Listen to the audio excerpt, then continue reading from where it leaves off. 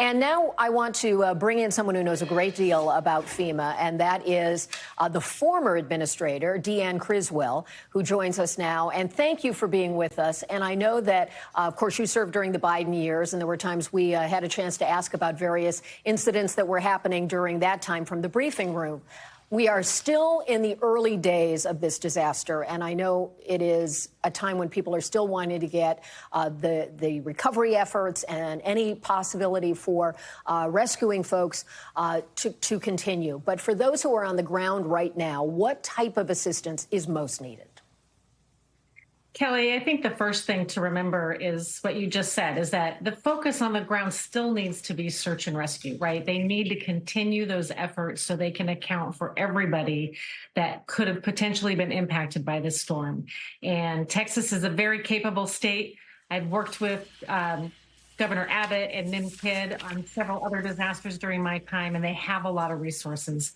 But when you have something as catastrophic as this, that has such a big impact, that is where the federal government can come in and assist. And so some of the most important things that FEMA is going to be able to provide is, one, they can bring in additional search and rescue capability, either through the urban search and rescue teams, or they can bring in and coordinate the rest of the federal family. I know the Coast Guard is already there, but Fish and Wildlife and other agencies that have this capability are all ones that can be brought in to help with this part of the response effort. But as they go into, go ahead. I just wanted to ask you, because what you're talking about are those areas of expertise at the federal government. Obviously, states can handle all kinds of storms and problems that come up that are, frankly, at a much lower level of emergency. And then when you get to this kind of a scale, we just got an update on the death count. It is now 95, according to NBC's reporting.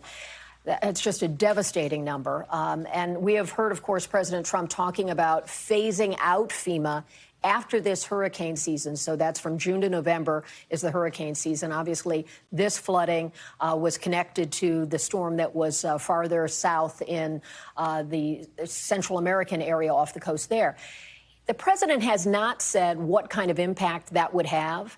He has talked about giving resources directly to the states. You have worked this. You worked the surprise of the Asheville, North Carolina storm that created devastating consequences that many people didn't foresee. This is sort of has some elements of that. What are your concerns about changing the structure of FEMA going forward?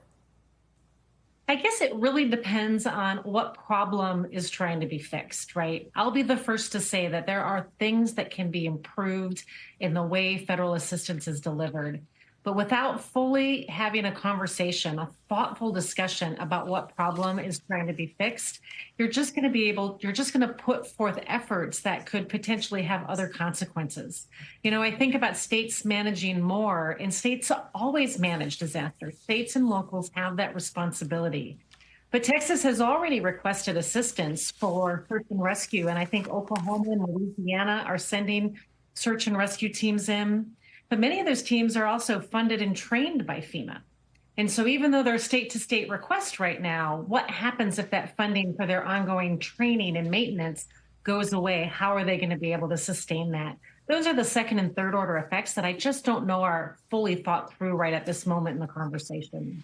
A lot of what people are asking about is the early warning systems, and you may have more expertise than the rest of us on how that actually works. And there is some concern that perhaps there should have been there was some review in the community about looking at that, and the public just didn't want to pay the bill for it. Now, obviously, you see concern about why couldn't they have had more. What is your expertise from everything you've learned managing FEMA about how early warning is important and how it can be prohibitively expensive for communities to foot that bill themselves?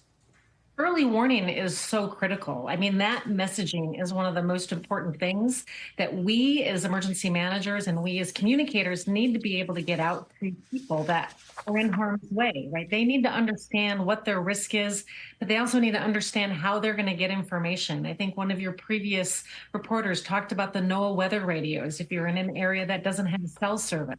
Every state and every community is going to have to develop that plan for themselves. But They are expensive. Like if you were to put in a siren system, those are expensive. You have to not just put them in, but also train people on what the sound is and how they're going to use them and what actions people will take.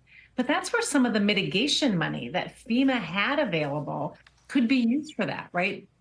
Communities have invested and applied for mitigation grants to put in early warning systems for a community because they can be cost prohibitive, especially in small communities. And so with those grants also in jeopardy, it takes away another resource that communities have to actually put these types of systems in place. It is good to see you again, and we're going to call on you frequently now in this season of dealing with this crisis to get your expertise. Deanne Criswell, thank you so much for being with us. We thank you for watching, and remember, stay updated on breaking news and top stories on the NBC News app or watch live on our YouTube channel.